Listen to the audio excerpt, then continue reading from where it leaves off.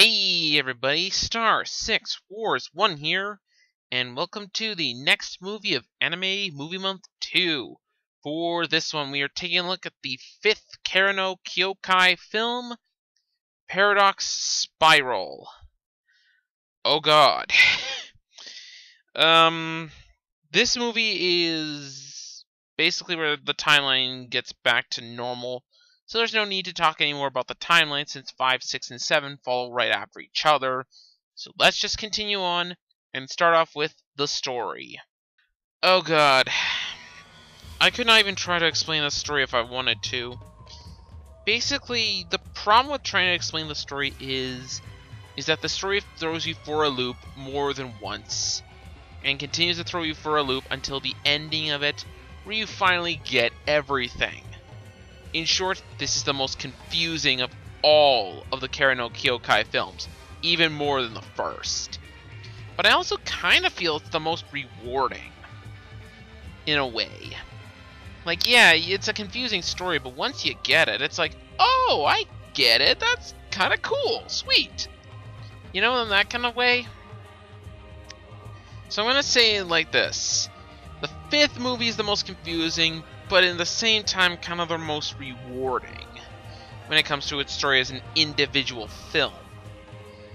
Now that's not to say it's the perfect story. It can be really confusing at points, and if you're not into that kind of storytelling, the way it does it kind of like backwards, out of order, and just kind of weird way of storytelling, you probably won't like this movie. I'm not gonna lie.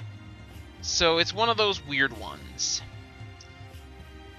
So let's move on from story. Next up, the characters. There are characters I could go through in this one. Shiki is awesome as always. Mikia actually has something to do in this film, and actually does fairly well in it.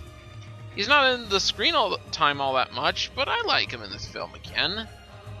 Toko, we learn much more of her past, and how some bits of the past come back to bite at her. Won't spoil why, but we'll just leave it at that. But we have a new character to talk about. Enju Tomoe. Oh, good lord, this character. How do I put this? I feel very, very sorry for this character. And I can't tell you why, because we'd be going into major, major spoilers in order to do that. And let's just say, I don't really want to do so, but just know I feel so bad for this character by the end. So, and the rest of the characters in it, which are pretty much the villains, gotta say these villains are not only intriguing, but some of the most intriguing ones I've seen in a bit. Specifically, the one who self-proclaimed himself in the 4th movie, minor spoiler here, as a Magus.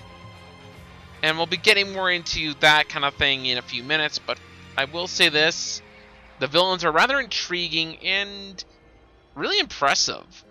Kind of diabolical if you ask me, but again, that's just me. The animation for this movie is really good. Again, nothing really to complain about. It's UFO-table. Nothing more needs to be said. And I've already said my piece with the music, so let's just finish up.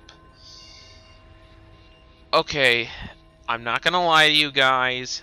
This film is kind of difficult because, one, it is considered the best of the series. The problem is, I think, in a little bit of a way, it's overrated. That's not to say it's a bad film. Not at all. This is actually a really good film if you can understand it.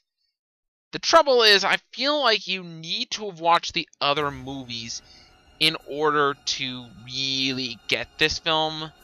It can stand alone, I think, kind of fine, but you probably need to watch the rest of the films to even get some of it, and you're better off for it. So that makes accessibility for it rather difficult if you're not interested in the Kyoukai films.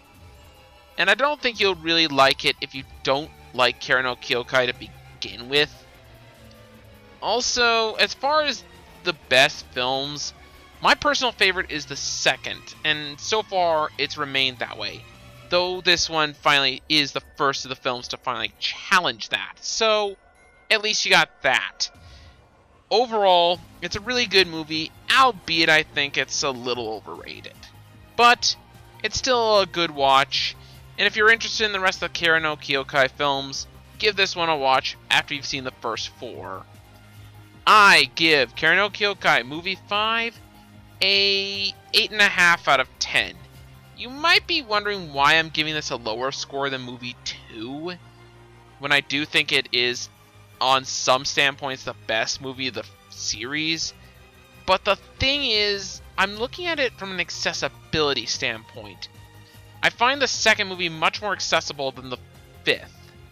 So, while I'm tempted to give it a 9, I think I'm going to leave it at an 8.5 because I don't think it quite reaches 9 potential for me. But again, that's really up for you to decide. Personally, I think it's a tad bit overrated. Anyways, that's all from me. This has been Star 6 Wars 1, and I'll see you guys next time.